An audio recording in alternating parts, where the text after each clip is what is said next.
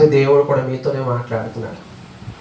నా దేవుడు మిమ్మల్ని వాడుకోవాలనుకుంటున్నాడు, మిమ్మల్ని దీవించాలనుకుంటున్నాడు, మిమ్మల్ని హెచ్చించాలనుకుంటున్నాడు, మిమ్మల్ని గనులు చేద్దామనుకుంటున్నాడు. మీరు కూడా మోసేలాగా సాకులు చెప్పుకుంటారా?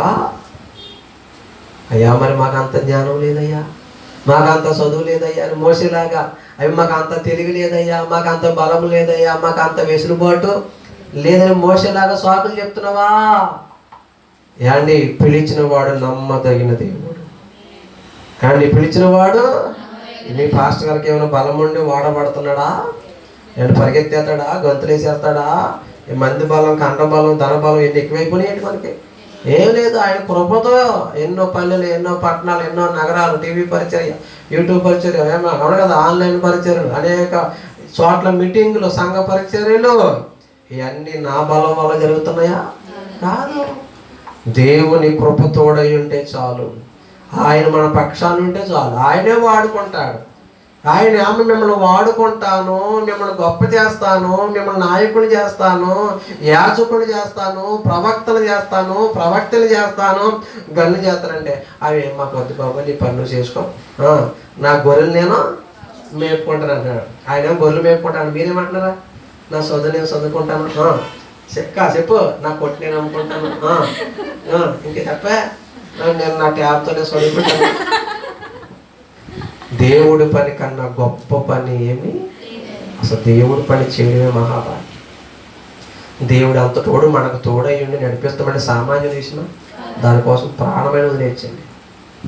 దేవుడి కోసం ఏమైనా వదిలేచ్చు? ప్రాణమైన వదిలేచ్చు.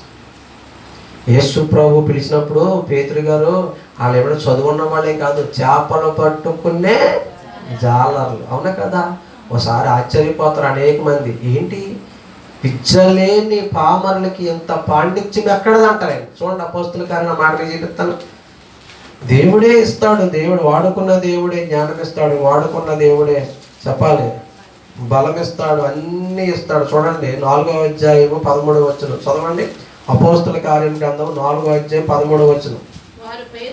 వారు పేతురు యోహాను ధైర్యము చూచినప్పుడు వారు విద్యలేని పామరులను గ్రహించి ఆశ్చర్యపడి వారు యేసుతో కూడా ఉండిన వారని గుర్తెరిగి. దేవుని స్తోత్రం. చేపలు పట్టుకునే జాలర్లే రా, నా వెంబడి రా, మనుషులు పట్టే జాగ్రత్త అబ్బాయి లేదండి బాబు, చాలా వ్యాపారం ఉంది. మట్ట గొడసలు, పెద్ద పరుగులు, పుచ్చి పరుగులు, శీలవతి, గుణవతి అన్ని చాలా అమ్మాలండి, బోళ్ళు డబ్బు రావాలి, బోళ్ళు వ్యాపారం చేయాలి, బోళ్ళు డబ్బు సంపాదించాలండి అండి అన్నాడా? ఇల్లు కట్టుకోవాలి అన్నాడా పేతురు?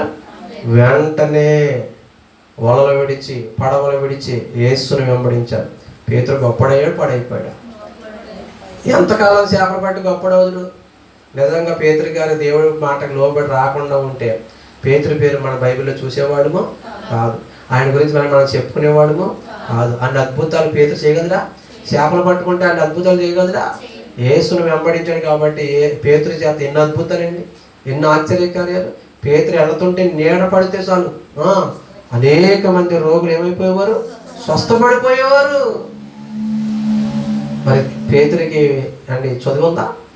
పామర్లు చదవకండి మీరు. పామర్లు కూడా దేవుడు అవసరమైతే పండితులను చేస్తాడు. మీరు దేవుని పట్ల నమ్మకంగా ఉండగలిగితే పామర్లు కూడా ఏం చేస్తాడు చెప్పండి? అయినా పండితులను చేస్తాడు. జ్ఞానము లేని వెర్రి వారిని జ్ఞానవంతుని చేస్తాడు, బలహీనులను బలవంతుని చేస్తాడు. అండి కొరింథీ పత్రిక ఉంటుంది, బలవంతులు సిగ్గుపరచుటకు బలహీనులను, జ్ఞానులను సిగ్గుపరచుటకు నాలాంటి వెర్రి వారిని దేవుడు వాడుకుంటాడంట. దేవునికి స్తోత్రం. దేవుడు నిన్ను వాడుకుంటానని చెప్తున్నప్పుడు, పదే పదే నిన్ను దర్శిస్తున్నప్పుడు, యాండి పడవేంటి, వల ఏంటి, కొట్టేంటి, డబ్బేంటి, అవసరమైతే మనం ప్రాణమైన వదిలేసి ఆ యేసయ్య